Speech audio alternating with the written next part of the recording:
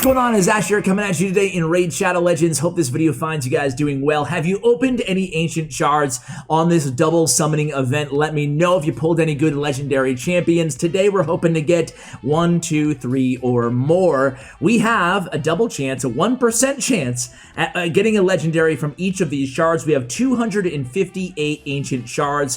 What's more is we also have an event going on right now, which is a Summon Rush. Look at all these legendary skill tomes that we can get. So if we can max this out, we can get 4 legendary skill tomes, but we need 7,500 points in order to do so. That means, what, 375 or 350-ish Ancient Shards that we need to open. Today we're going to open not that many, 250 plus, but maybe we'll open a Sacred or 2. Even though it's an awful idea to do so without a double chance. But either way, let's go ahead and start this summoning video, guys. I'm going to do the entire video 10 at a time because we don't have time to do individual summoning here. There's too many shards to open. Starting out with a Knight Errant, an epic champion right out the gate. Already have him. I already have most epics in the game. Thanasil is a really solid champion. But we're going to go over the ones that I like anyway. Death Warrant is his A3 here on Knight Errant, excuse me, and he hits incredibly hard.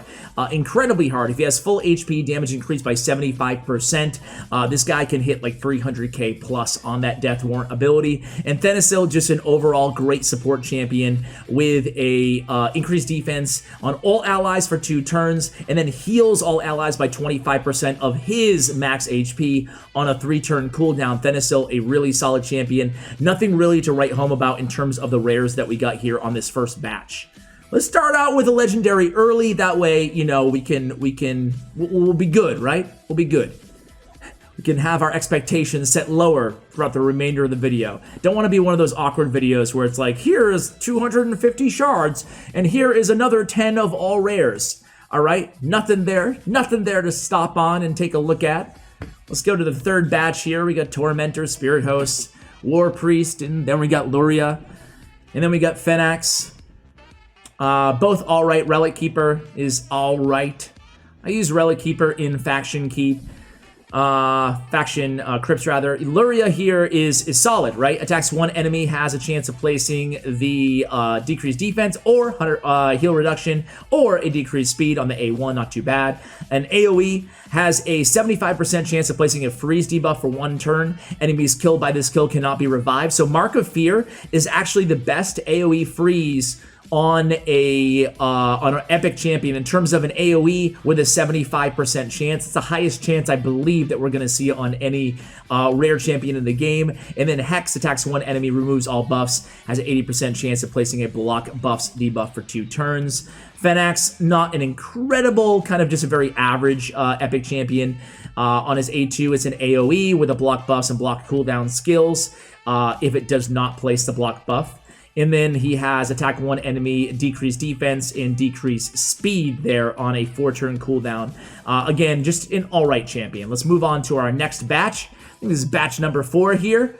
I'm feeling a legendary here. Feeling a legendary. In terms of my wish list for today's video, I think it is, I know, really hoping for a Draco, right? Dracomorph is a champion that I would absolutely just love to have. He's so good, right? And I feel like that's the biggest need right now for my account in terms of a non-void legendary champion. So he is going to be the one that we're going after today. So we got Snorting Thug here. We got, you know, a bunch of decent epics marked. Oh, actually, really good epics marked. Frozen Banshee, Aethel, Elaine, and Apothecary, all good, all great champions. Aethel, too. Snorting Thug here on his A2 has a ignore target's defense if they have no active buffs. His passive has a 30% chance of removing one random buff from the attacker when he is hit, and then counterattacks if they don't have any buffs on. Again, just an average epic champion, maybe even below average. Oh, there we go. We'll take Fushan. All right, so Fushan, whatever, is a really solid legendary champion who I actually do not have. So very happy to get our first legendary here. Hopefully the first of many. Look at how greedy we are. So let's check him out, guys. He's a lizard man, which is going to help me out a lot in faction wars because I don't have a good speed lead. I also don't have a very good lizard man team. So increases ally speed in all battles by 24%. On his A1, he attacks one enemy, has a 25% chance to place an extra hit. On his A2, attacks all enemies 2 times. Each hit has a 20% chance of placing a stun for 1 turn. That's on a 3-turn cooldown. Very, very similar to Syl of the Drakes, the new champion. And then on his A3, instead of having a revive like she does, he has attack 4 times at random. Each hit has a 75% chance of placing a decreased defense for 2 turns, and that is on a 3-turn cooldown. So it's 4 times at random, not in a full AoE attacks all enemies, but still a pretty consistent debuffer mixed with the stuns on the A2 on a 3-turn cooldown. I really like his kit, and I love that he has a speed lead. Definitely worth building out if for faction wars, if for nowhere else in the game. So Fushan, welcome to the team. Welcome to the team, Fushan. So really solid champ. I'm glad to pull him. So next 10 here. More rares. Got a Goer Mask, Steel Bowyer.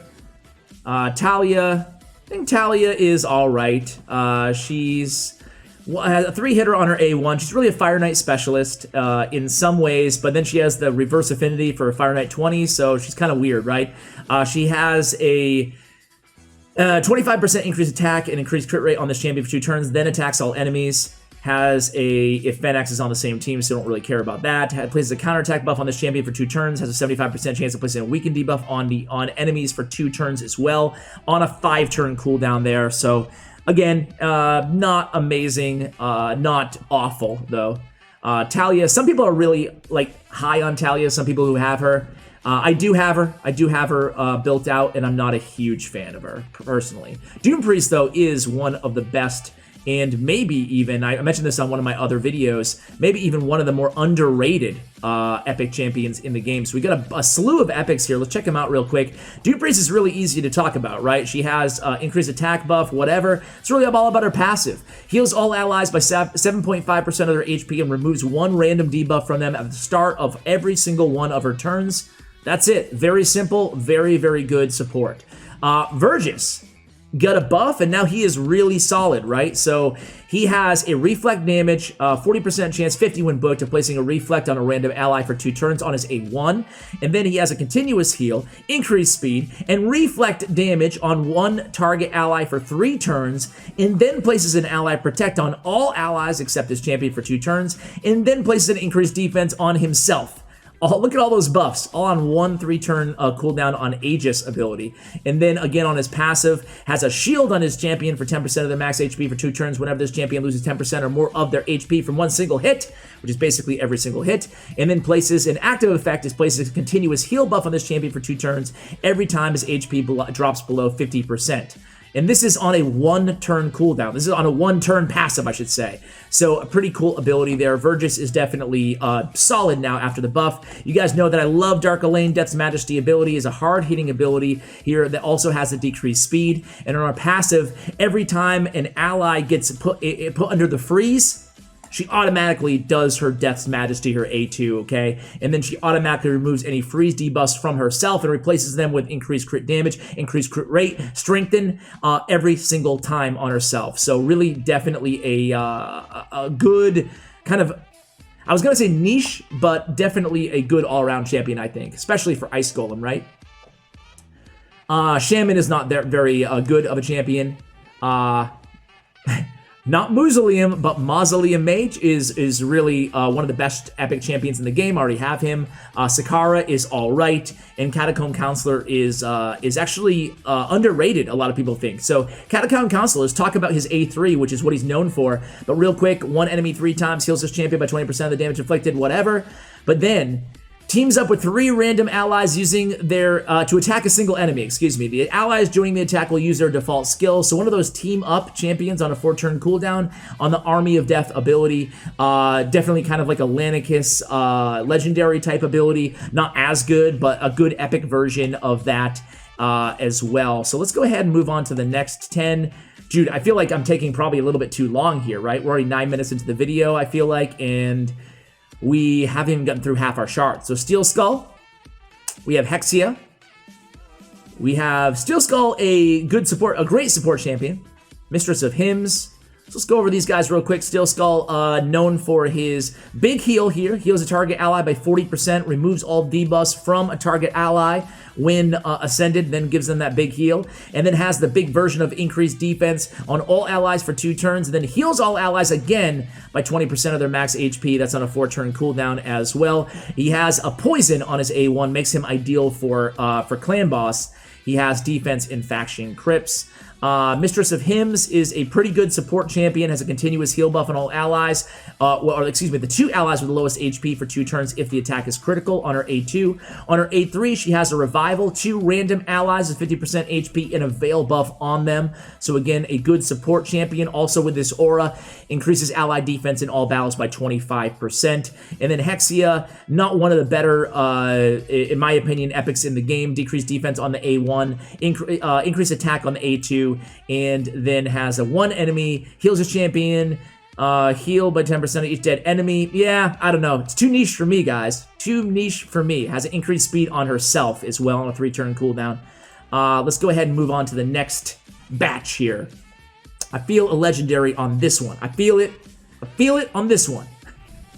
So here we go. We got a Flinger, a Chopper. So far, a bunch of rares. And, okay, I meant the next round. Coffin Smasher is pretty good for clan boss. Metal Shaper, what? He looks like he's sharper with these Edward Scissorhand claws here. Actually, not claws. It's actually, what are these weapons called? Someone let me know in the comments below. Anyway, he has a really good shield, right? He has plays a shield buff on all allies for 2 turns. The value of the shield is proportional to this champion's level. So a nice support champion on a 2-turn cooldown. That's the thing that I love about it. A shield for 2 turns on a 2-turn cooldown. Anyway, let's move on. Actually, let's make room. Be right back. Alright guys, we got 100 more spots and we got 148 more Ancient Shards to open, and who knows, if I don't get lucky, maybe I'll rage and buy more. So let's go ahead and move through this here. We're not going to go over every single epic, only the ones that I think are really solid, especially these rares. I think that Valerie is a really solid rare. I think that Hope is a bit of a below average epic, and same thing with Taurus. Let's keep moving on here. And again, let me know in the comments, guys, if these shard opening videos, if you prefer me to go over every single kit, or just kind of pick and choose, or go over none. Skull Crusher, one of the best. Gorgorab, Skull Crusher, 2 of the better epics in the game. Obviously, I have them, but Skull Crusher, the only champion, epic champion with counterattack on his A2. We have Shaman, who we already talked about, one of the worst epics. Tashada, I don't actually know much about her. I have her, but I don't know much about her. 3 times at random, places a weaken on the A3, attacks 1 enemy, revives a random ally with 40% of HP if this attack kills the target. Yeah, that's not that good. And then Gorgorab, really solid, has the speed in the arena, has the turn meter fill, the increased attack, and revival on the A3 as well. So not too bad there. I gotta start thinking about my additional arena teams for Tag Team Arena, right? So we got a Juliana. She has HP burn and poison in her kit. Rearguard Sergeant, definitely a solid support epic champion in the game. We're getting a lot. Jingle Hunter, getting a lot of epics, that's for sure. Okay, so Rearguard is good because she has the decreased attack on her A2. She has the decreased defense on her A1. So a great support champion and debuffer with Ally Protect as well for Clan Boss. We have Juliana, as I said, she has the poison on her A2, HP burn on her A3, so good for kind of like up to Brutal Nightmare Clan Boss. Jingle Hunter is good because he has the speed lead in the arena. He can also be used for AoE with a turn meter on in dungeons as well. Has a freeze, a 90%, 100% freeze on a single enemy though on his A2, and the rest are kind of meh in my opinion. Let's keep it moving here. Next up we have... Need one of these 1% to come through, you know? Bunch of rares. Hoarding. Nothing too crazy here. Let's keep it moving. Keep it moving. This next 100, we're going to make it boom, boom, boom. All right. So Bushy. Crimson Slayer. It's pretty solid for a rare champion.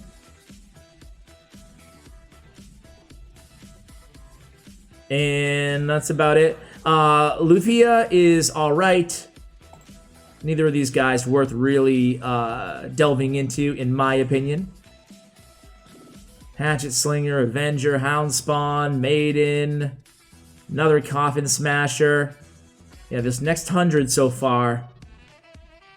It's weird, right? Because I'm very lucky to have so many epics, but now, like, even the great epics that we get, you don't get really excited about. And I guess that's what happens when you do too many of these shard opening videos, right?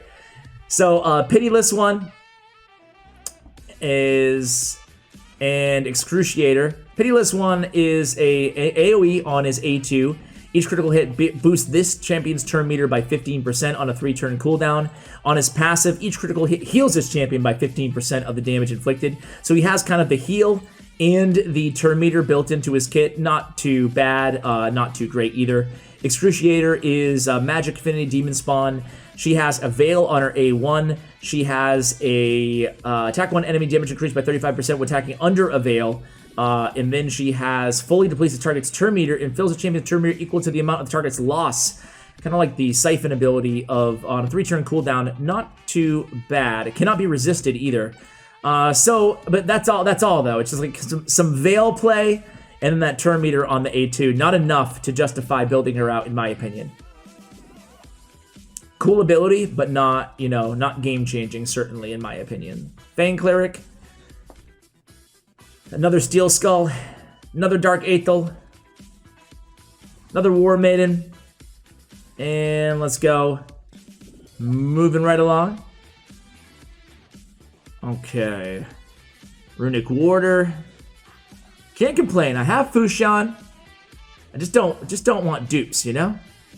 So Jizzo is one of the free champions that you get in this game. Not worth covering, in my opinion. Very average. Can help you out in the early game, though. Let's see. Adjudicator, Halberdier, Missionary is average. How many times am I going to say average in this video, right?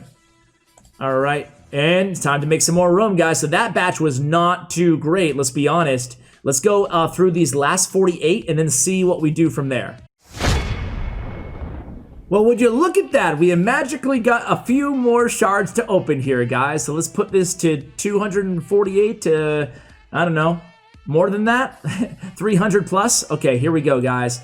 Time to get back to it. 105 more to open just like that. So let's see what we get here. Man, I'm a sucker. I mean, like, listen. This is a very dirty spending spree that we're going on here. But at the same time, if you're ever going to make a purchase in this game, if you're ever going to be investing in anything, this is the time to do it when you have double rates on Ancients. I'm not trying to talk you into spending money on this game. Trust me. You know, as I do it myself, right? So do as I say, not as I do. But yeah, that's what I tell myself to make myself feel better, right? I'm sure you guys do the same tricks. Okay, so Rain Beast isn't as good anymore. Here we go on the next batch here. Grizzled Jarl is all right. Siegebreaker is all right. Spider is meh. All right. And nothing else there. Grizzled Jarl is actually a little bit above average, I should say. Fury Stoker is pretty cool little rare champion. Another Skull Crusher. Anybody want a couple Skull Crushers? Anybody want to trade? God. Bog Walker. There we go. There we go. All right. All right. Took us a while. But this is going to be a game changer here. This is going to be a game changer. So, Clan Boss buff extender, right? So, let's go ahead. Where is the... Let's just take a look at the whole kit. So, Vizier Ovelis attacks one enemy 3 times. Each hit has a 35% chance of increasing the duration of all debuffs on for 1 turn. That's it, baby. That's it. So, Vizier has a buff extender on his A1. That's all we care about, right? Because we're going to be using him in Clan Boss. And that's going to be a 50% chance when booked of increasing the duration of every single debuff on the Clan Boss. So, essentially, every debuff that we have on the Clan Boss will be up there pretty much permanently. Wow. All right, that makes the whole video worth it. The whole investment totally worth it here, guys. Has a chance of placing, attacks one enemy 2 times. Because I never even look at the other skills in his kit because it's really all about that A1, right? Each has a 50% chance of placing a block buff debuff, a 50% decrease attack debuff, and a 100% heal reduction debuff for 2 turns. Okay. Attacks one enemy, applies a debuff spread effect, taking 2 random debuffs from the target and placing them on all enemies. Plays a perk Veil on this champion for 3 turns if the target is under 2 or more debuffs on a 4-turn cooldown. His passive is places a perk Veil on this champion for 2 turns at the start of each round. Attack in all dungeons by 34%. So there we go, the last one in that poll.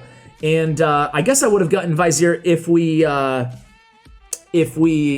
hadn't bought those extra shards. So there we go. Marksman up next. So heck yeah, man. 2 non-dupes legendary champions. I can't complain, man. It has been a successful shard opening video. All right, so moving back to it here, another hoarding. I'm just gonna go ahead and click them all in. Oof, that's kind of scary to do that, but it's actually fun too. I'm gonna do that. I'm just gonna double click it all. And okay, wow. Does it take the fun out? Is that more fun or less fun? I don't know. I need to make more room. I'll be right back, guys. All right, guys, I bought a few more at the end there, 46 to go. So Vizier and Fushan, not too bad so far. So here we go, a couple, Jizzo and Lich again. 1, 2, let's see. I can't do the double click, man. A Seeker, a Hope. It's too fast. Tree Feller, Beast Wrestler, Judge, and Slither Brute. And now we go with, this might be our last batch, right? Okay, let's see, a Taurus, Magister.